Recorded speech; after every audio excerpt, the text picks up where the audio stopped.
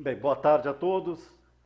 Para quem não me conhece, eu sou Ronaldo Almeida, editor e publisher da revista A Brava, Climatização e Refrigeração. Tá? O nossa atividade de hoje é um webinar sobre a emenda Kigali e os refrigerantes naturais. Para isso, nós convidamos o Enio Bandarra, professor da Universidade Federal de Uberlândia,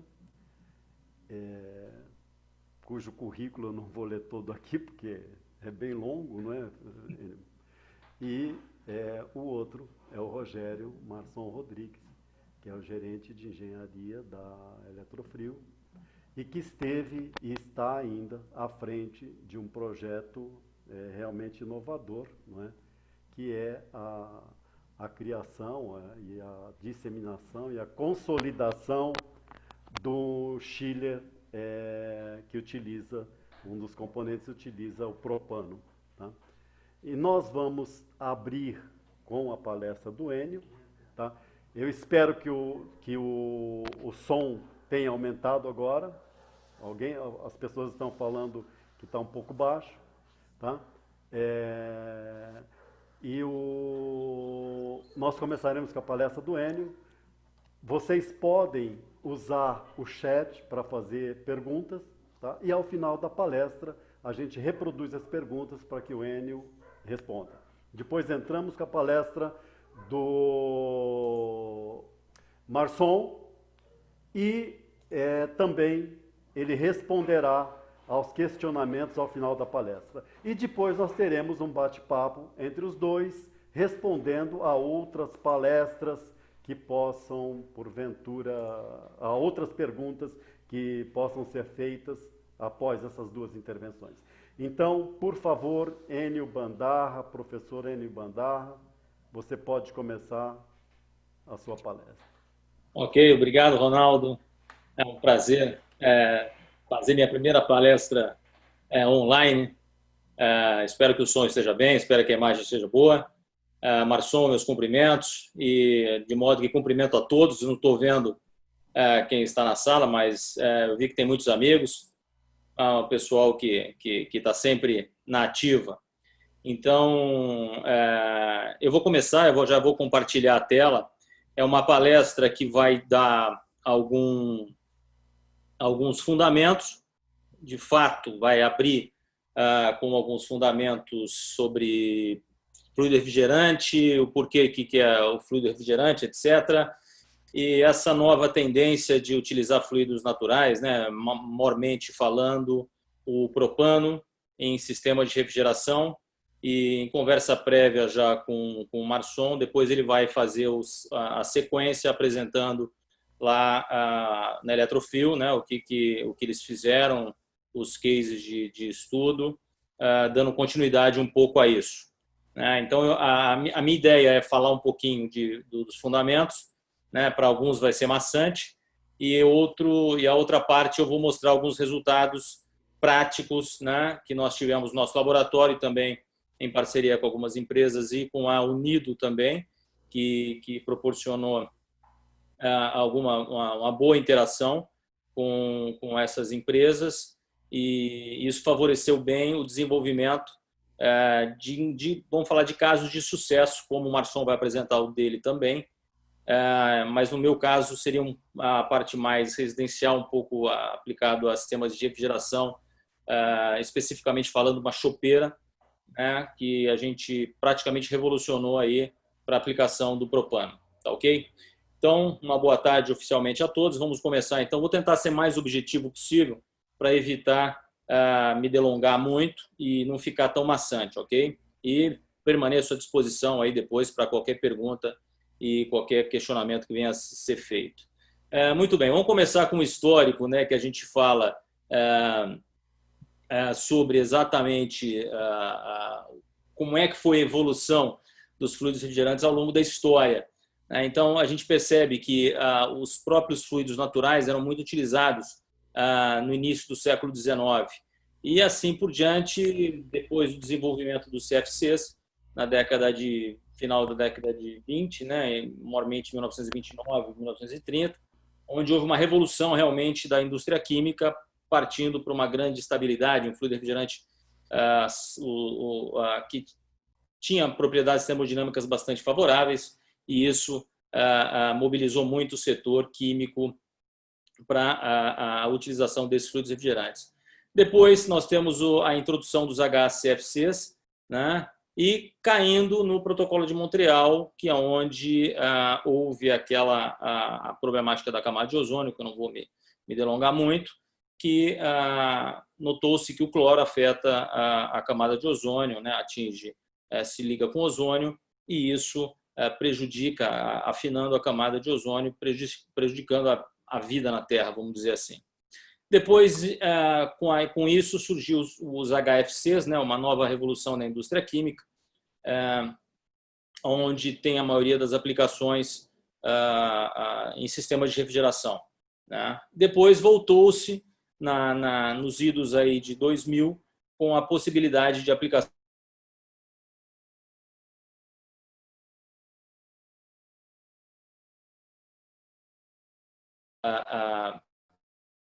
20, né? E depois, agora, eles voltaram ativa. E juntamente, para que a indústria química não ficasse um pouco para trás, eles estão lançando agora também uns fluidos ditos HFOs, que na realidade são HFCs, mas com uma ligação covalente entre carbonos, por isso que chama HFO, hidrofluorolefina, né? Isso a gente pode entrar depois em discussão mais específica. Então, é só um panorama geral de como é que é o histórico dos fluidos refrigerantes. Aqui, nesse caso aqui, só para ilustrar a ligação de dois carbonos, né? Por isso que ele chama HFO. Tá? Só queria ilustrar isso para vocês nesse slide. Então, o que a gente precisa? Quais são as características impressionantes ou primordiais de um fluido refrigerante que a gente precisa ter? Então, em relação à segurança, toxicidade e meio ambiente, é importante que ele não seja tóxico, não seja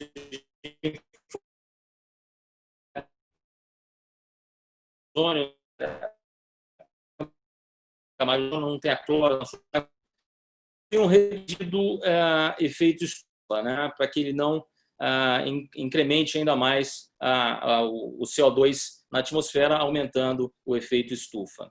Outras, baixo custo, ele é bem desejável, ser de fácil detecção durante vazamentos e também a solubilidade satisfatória em óleo.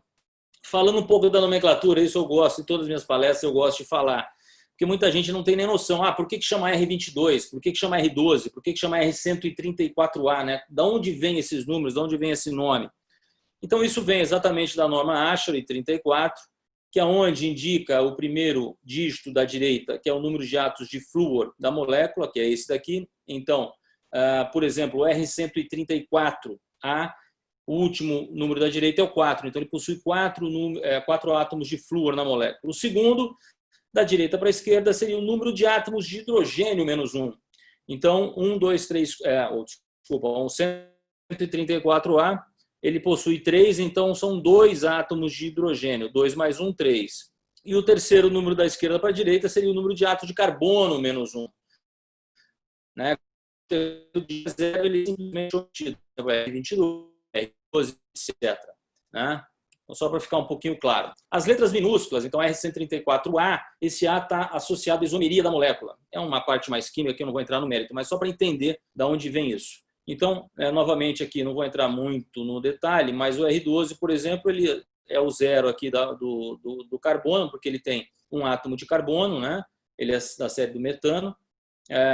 Hidrogênio, ele tem 1 mais 1 são 2, 0 mais 1, 1. O flúor, 2, então é R12. E assim por diante, o 134A nós acabamos de falar. Partindo aqui para os hidrocarbonetos, também segue a mesma nomenclatura, não tem muito segredo. Simplesmente se coloca o zero no final. Então, R290, que é exatamente o propano que nós vamos tratar hoje, ele tem um carbono, né? Então, 3 carbonos, C3 menos 1 dá 2, e ele tem 8 hidrogênios, 8 mais 1, 9. Então, a fórmula dele é C3H8. Eu até vou mostrar um cachorrinho que tem uma forma de propano para que fique melhor. e a mesma coisa do etano e do metano aqui. Já falando dos não orgânicos, a série 700, então R717, R718, R744, que a gente ouve falar muito hoje em dia, né? Da onde vêm esses números, né? Então, 7 é da série dos não orgânicos. E os dois últimos números é a massa molecular, né? O peso molecular desse fluido. Por exemplo, a amônia é NH3. A gente sabe que o hidrogênio é 1, então são 3 átomos, são 3. O nitrogênio são 14, 14 mais 3, 17. Então aí nós temos R717, a mesma coisa com água, e também o dióxido de carbono, que é o CO2, com R744. Espero ter ficado claro isso para vocês. Eu acho que o Ronaldo vai disponibilizar depois da apresentação também. As séries 500 e séries 400 são as séries de misturas, né?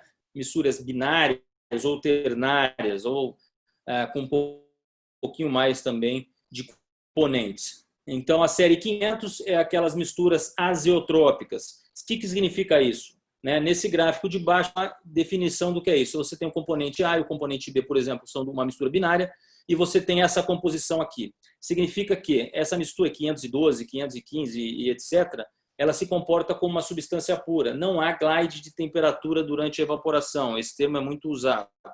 Diferentemente da série 400. A série 400 é misturas zeotrópicas ou não azeotrópicas, né, conhecidas. É onde você tem esse tipo de figura aqui, onde você tem, quando você muda de fase, você tem uma volatilidade maior das fases, dos componentes. Significa que algum componente evapora mais rápido que o outro, então na fase vapor você tem uma diferença de composição. Por isso é muito importante, quando você for dar carga no seu sistema e for uma mistura R438A, R400 e alguma coisa, você sempre introduzir pela fase líquida, para não haver diferença de composição. E também ficar atento aos vazamentos, né? Muito bem. Dióxido de carbono, bem rapidamente entrando aqui, ele não é tóxico, não é inflamável, ele possui um ponto de ebulição relativamente baixo e a temperatura 31 graus. A maioria dos sistemas, principalmente em climas brasileiros, eles sempre trabalham em cima do ponto crítico. Então, a gente tem o fenômeno de trabalhar com efeitos transcríticos, né? Ele é muito utilizado em condicionamento de ar automotivo e também na indústria de refrigeração. Ciclo em cascata com outros fluidos na alta, né? Inclusive, no nosso laboratório, a gente tem uma bancada de CO2, que a gente trabalha com CO2 na baixa, e qualquer outro fluido na alta. Então, a gente faz testes para verificar qual desses fluidos tem a melhor eficiência com o par CO2. Já os hidrocarbonetos é um pouquinho mais delicado de trabalhar com ele, principalmente pela inflamabilidade, né? Ele é muito inflamável, então isso tem que se ter bastante atenção nos quesitos de segurança. O isobutano é muito utilizado hoje, 90%, 95% das geladeiras domésticas que saem no mercado hoje já contém o R600A, que é o isobutano, né? E muito pouco hoje sai com o R134A. E o propano no setor de refrigeração comercial é principalmente pela carga, né? Você tem as normas internacionais, antes, até nessa fase de projeto que a gente fez com essa empresa, ela delimitava em 150 gramas, no máximo você ter no seu componente, no seu sistema de refrigeração. Hoje aumentou para 500 gramas, isso ainda está em discussão, mas conseguiu-se aumentar para 500 gramas você utilizar no seu sistema. Então, a viabilidade é muito boa. O propano tem grandes características termodinâmicas, né? E falando em características, o que a gente pode querer, né, ou desejar de um fluido refrigerante?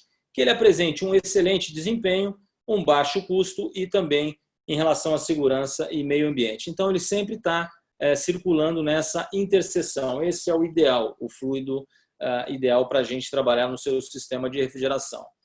Em relação ao propano, aí está a figurinha que eu disse para vocês, isso fica no Shade Park, na Flórida, parece um poodle, né? Ele é exatamente a definição da molécula do propano. Então, a gente percebe que são 3 átomos de carbono e 8 átomos de hidrogênio. Então, está aqui. Ele é muito utilizado, né?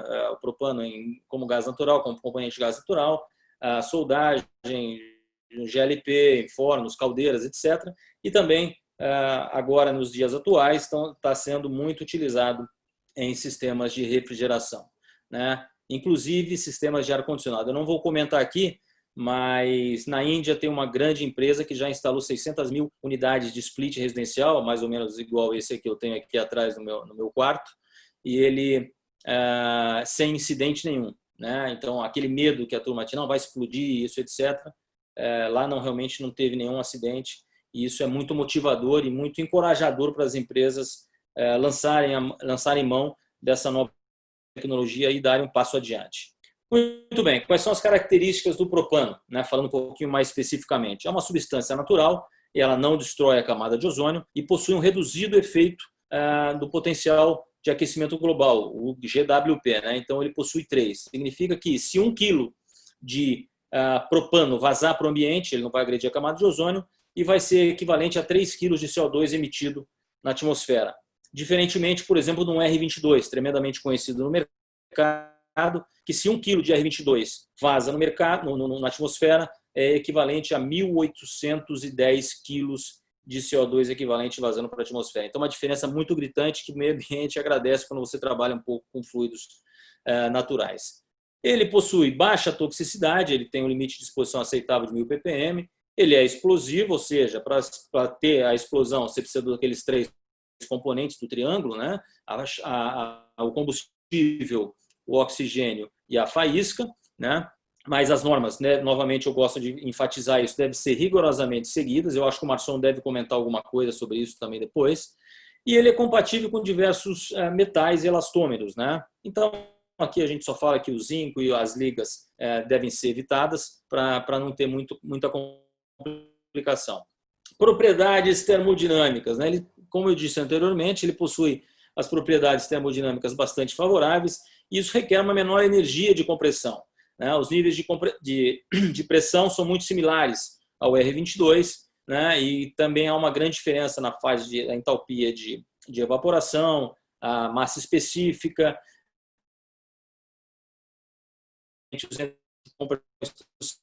a expansão, a compressão no compressor efetivamente. Vale destacar que alguns fluidos o pessoal está usando no mercado como substituto do R22. Vamos falar especificamente no propano. Eu estava conversando com algumas pessoas e o propano ele tem uma característica muito, muito interessante, que ele tem cerca de 10% a menos de capacidade de refrigeração, mas também ele consome menos energia por ter esse maior, uma menor vazão volumétrica no fluido, uma densidade diferente. Então, uma das características era, eu vou poder fazer um drop-in do R22 para o propano?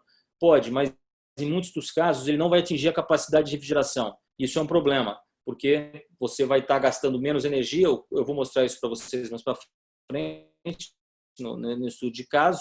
O COP ele é maior, né, o coeficiente de eficácia, o coeficiente de desempenho, como desejam, ele é maior, mas você não atinge a capacidade de refrigeração. Então, você tem que tomar um pouco de cuidado em termos de projeto, você trabalhar com o propano em relação ao tamanho do evaporador.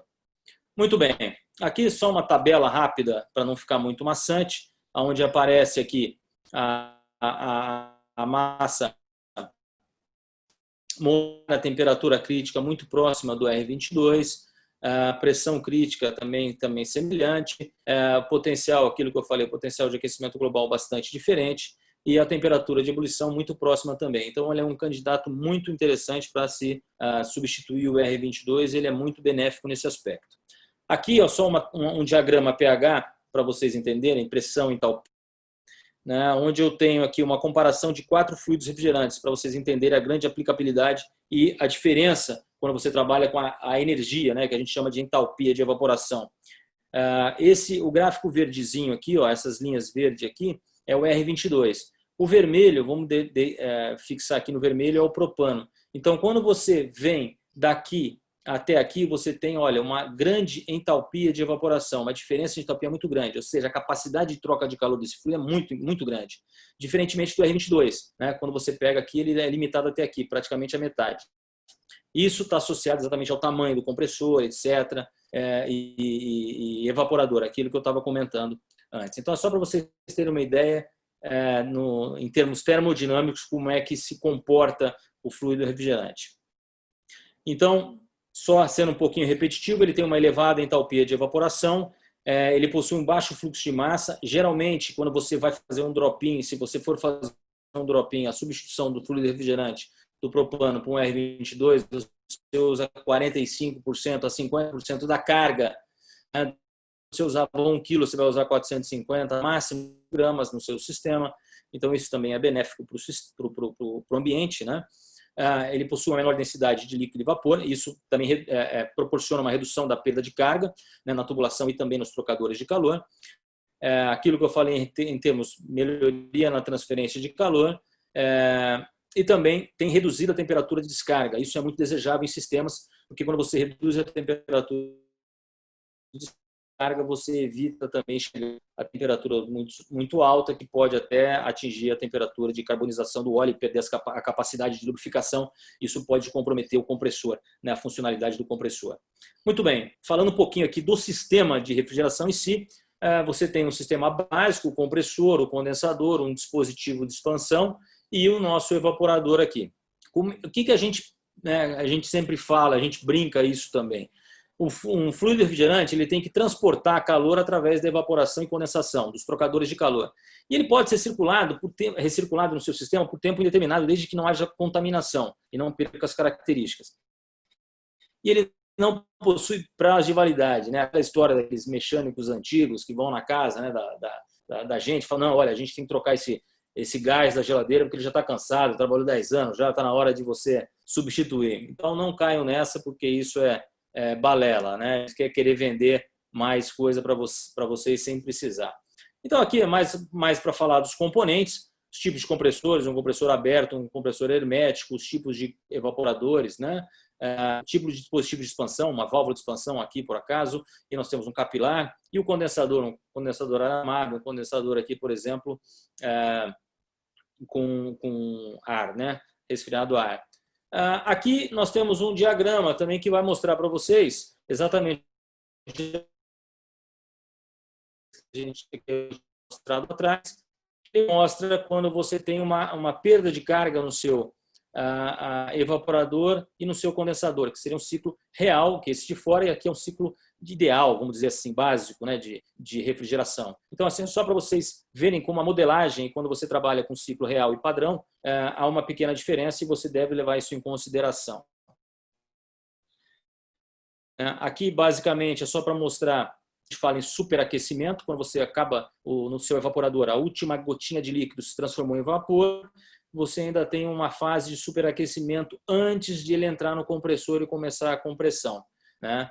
A mesma coisa do subresfriamento. Então, assim que ele sai, está na fase final do condensador, ele ainda já a última bolha de vapor se transformou em líquido e ainda continua o subresfriamento. Com isso, você consegue aumentar, né, brincando com esses dados, você consegue aumentar a eficiência do seu sistema desde que seja possível você alterar esses dados. Agora, vamos na parte final da minha apresentação, que seria a parte dos testes, né? Primeiramente, eu vou mostrar uma bancada que nós temos no laboratório, uma bancada experimental que simula um sistema de refrigeração de pequeno porte até mais ou menos 15, 18 kW. Então, a gente pode testar diversos tipos de compressores. Aqui, nesse caso, nós estamos trabalhando com o compressor Scroll, nesse caso aqui da Emerson, tá? Nós temos dois trocadores de calor. Aqui é um condensador a placas, o outro está aqui atrás, é um outro trocador de calor, que é um trocador de calor a placas que a gente simula um evaporador. Nós temos dois dispositivos de expansão, uma válvula eletrônica, aqui nesse caso da Carel, e nós temos uma outra válvula de expansão também que a gente pode trabalhar com essas duas para avaliar o desempenho do meu sistema. Aqui ainda eu tenho, que eu diria que é o coração do meu sistema, que é um medidor de vazão tipo Coriolis. É a parte, vamos falar assim, quando você consegue medir a vazão do seu fluido refrigerante, você consegue fazer um balanço de energia de maneira exata e com isso você tem muita confiabilidade nos seus resultados, tá? Então, só para explicar um pouquinho para vocês, a nossa bancada experimental, que ela tem muita habilidade de fazer teste em diversos componentes, né? No que eu falei para vocês. Então, com isso, aqui eu vou mostrar uns primeiros testes que nós fizemos aí 2010 ainda, bastante incipiente, é um teste de drop-in nessa bancada que ela operava com R22. Então aqui, só para vocês entenderem o gráfico, aqui seria o COP, né, relativo, base, o R22, então esse pontinho verde aqui são os dados do R22. Então aqui eu tenho o COP do meu fluido que eu estou testando em relação ao R22. E aqui a capacidade de refrigeração também em função da capacidade de refrigeração do R22. O que significa esse gráfico? Significa que eu tenho 4 quadrantes. Esse quadrante número 1, que seria o mais desejável que eu tenho um aumento do COP, né, com um aumento da minha capacidade de refrigeração. Então, aqui eu vejo que tem alguns fluidos que atingiram isso. No caso, o vermelho, que é o propano, o cinza, que é o propileno, que também é outro fluido natural inflamável, o hidrocarboneto, e rapidamente aqui, bem na fase intermediária, o R32. Já os que não se portaram bem, tenho este aqui, que é o R438A, que é um substituto do R22, ele possui menor capacidade de refrigeração e basicamente o mesmo COP. E os outros que não se comportaram bem, claro, a gente tinha para testar lá na mesma bancada, a gente já sabia que não ia, mas foi para complementar a tese de doutorado, então foi o R404A e o R410A, nas mesmas condições, né, de temperatura de evaporação, foram 3 temperaturas de evaporação testadas, mas só para mostrar para vocês, né, que é possível você trabalhar e realmente, se você tiver as mesmas condições, os hidrocarbonetos se mostram realmente muito adequados. Aqui foi um outro teste feito também, esse teste foi feito nos Estados Unidos, num laboratório em Oak Ridge, que a gente e a gente vê aqui que basicamente somente o propano, esse era um processo de drop-in otimizado para sistemas de ar-condicionado split, tá? Só o propano ele diminuiu um pouco a capacidade de refrigeração e o COP aumentou, aquilo que eu tinha falado no começo da minha palestra. Todos os outros alternativos, né, alguns HFOs aqui, não conseguiram atingir a mesma capacidade nem o mesmo desempenho. Aqui é uma coisa em relação ao TWA, onde você tem 3 tipos de cenários diferentes, como se fosse aquele sistema de refrigeração no laboratório operando em 3 diferentes países, né? Um no caso no Brasil, outro num cenário europeu e o outro num cenário americano. Como é que funcionaria isso? A gente calculou para aqueles fluidos refrigerantes ensaiados como é que ele se comportaria. Então, para as 3 temperaturas de evaporação, é claro que o cenário brasileiro proporcionou uma emissão de CO2 equivalente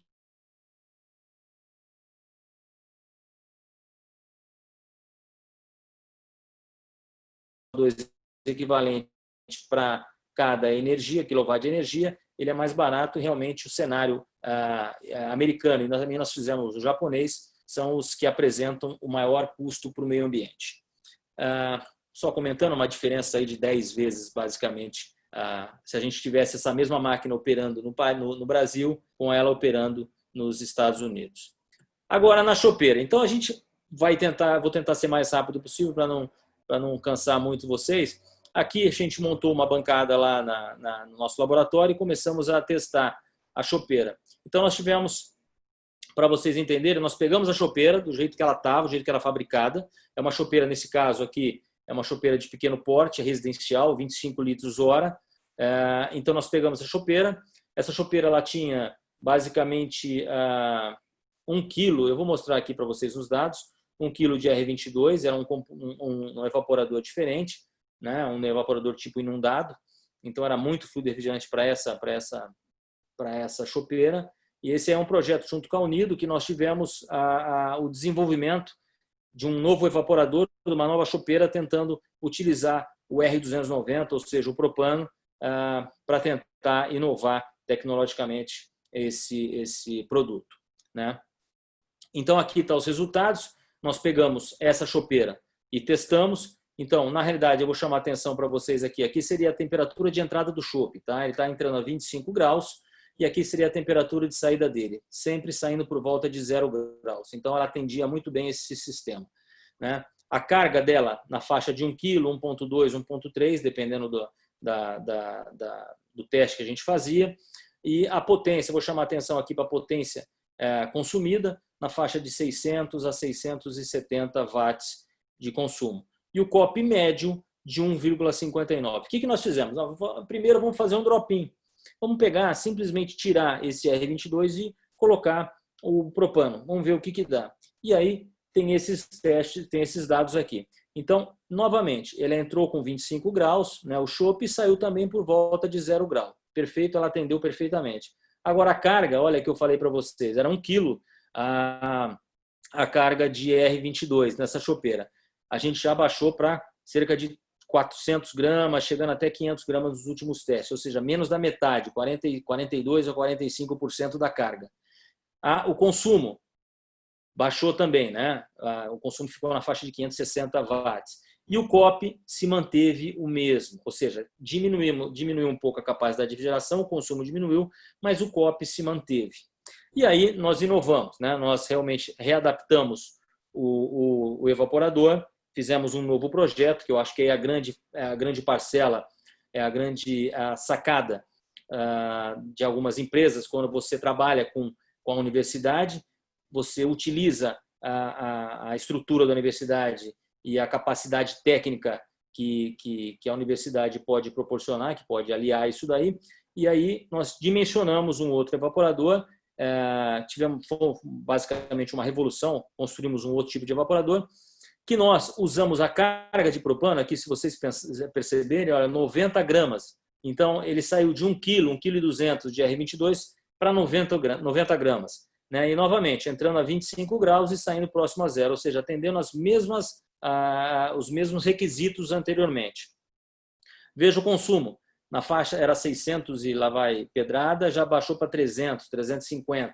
Então, diminuiu muito o consumo de energia. E o COP subiu para 1,76. Significa que a gente tem um aumento líquido nesse equipamento de 11% em relação ao R22.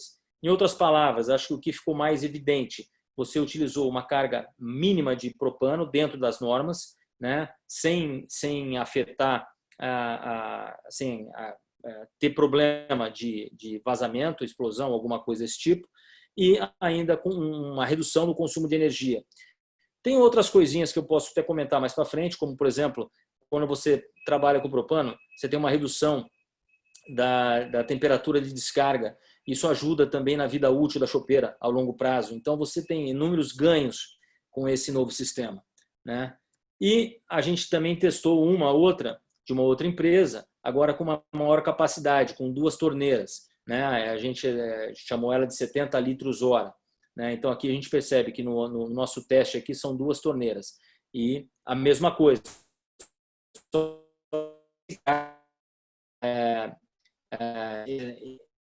A empresa usava, nesse mesmo evaporador inundado, 4,6 quilos de fluido refrigerante no seu evaporador. Né? Então, um absurdo. E o desafio era projetar, né, um sistema que atendesse a norma, ou seja, no máximo 150 gramas. E nós conseguimos, né? Conseguimos trabalhar com isso. A chopeira, que os testes feitos, vocês podem verificar que esse da direita é o do propano, da esquerda é o R22. Então, ele, inclusive, conseguiu abaixar um pouquinho mais a temperatura do chopp, né, do que com a R22, atendendo os pré-requisitos perfeitos. Inclusive, hoje, essa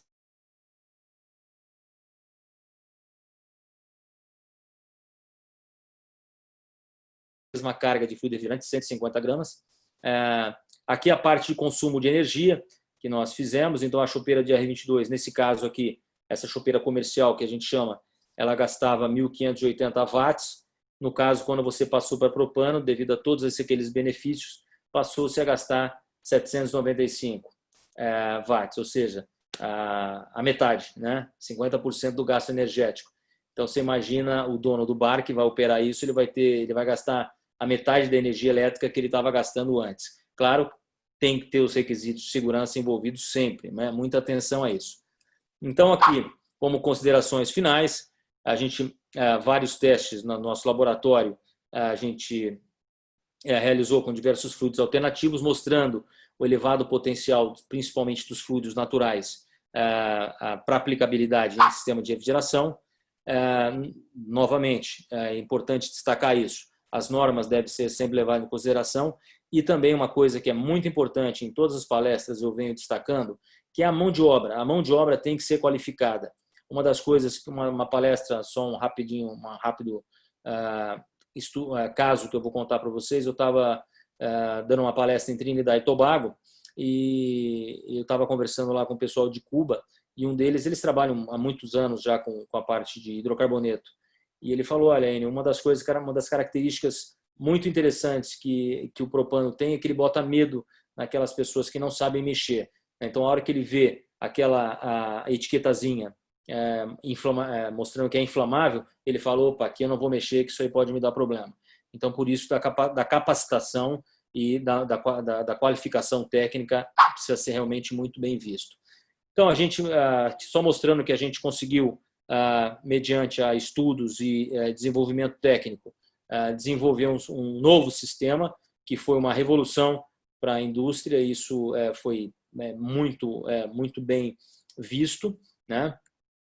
E também a parte da temperatura de descarga, favorecendo a vida útil do equipamento, né? E, novamente, o sistema foi cerca de 50% mais econômico em termos de consumo de energia, o que isso é um benefício fantástico. E aqui essa última slide mostra exatamente o que a gente busca, né? Você tem comida de um lado e você tem comida de outro. Se os dois burrinhos começam a querer tomar força, os dois vão morrer de fome. Mas, se eles unirem esforços, ou seja, indústria, universidade, empresa, universidade, você consegue atingir os objetivos de maneira bastante fácil e clássica. Gostaria de não assustar vocês com o agradecimento, mas estou à sua disposição. Obrigado, Ronaldo, pelo convite. Marçom, desejo uma boa palestra para você. Muito obrigado, Enio. Eu tenho aqui duas perguntas que não seriam bem perguntas, mas observações. Uma vem lá do Rio de Janeiro, do Jorge Colasso, que faz uma pergunta e depois uma consideração. Como as companhias seguradoras estão lidando com isso? Ou seja, o fato da inflamabilidade, né? E outro... Ronaldo, Oi.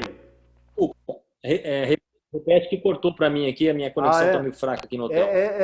A sua conexão está instável, sem dúvida alguma. Exato. Ele pergunta como as companhias seguradoras estão lidando com isso, né? com o uso do propano. Isso primeiro, depois ele faz uma observação, que o R22 dentro do equipamento não agride ninguém.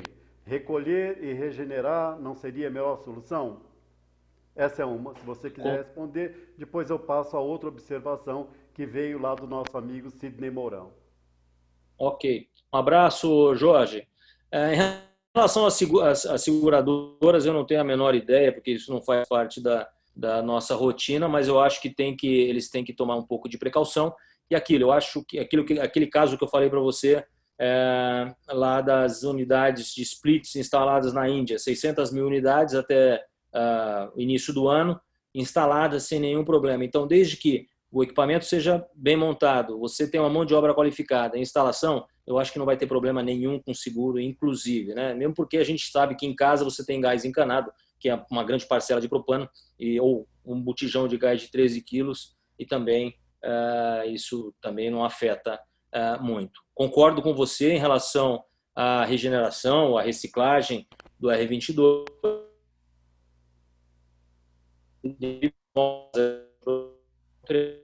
camada de ozônio ele tem que ser definitivamente eliminado, né? Então você tem que usar outras alternativas. E claro, quando você utiliza os naturais, eu diria que são as melhores alternativas por ser viável e por não agredir a camada de ozônio e também hoje a problemática do aquecimento global. Tá, ok? A propósito, o professor Jessué Graciliano, lá do Instituto Federal de Educação de Santa Catarina, lembra que a quantidade de propano, né, de refrigeradores domésticos é muito pequena. E o Jorge Colasso fala que existe já estão trabalhando um novo halogenado baseado em iodo, ele disse, se não me engano. Tá? Mais uma perguntinha é o Raul Degac, que fala propileno ou propano? Por que não ouvimos muito sobre propileno?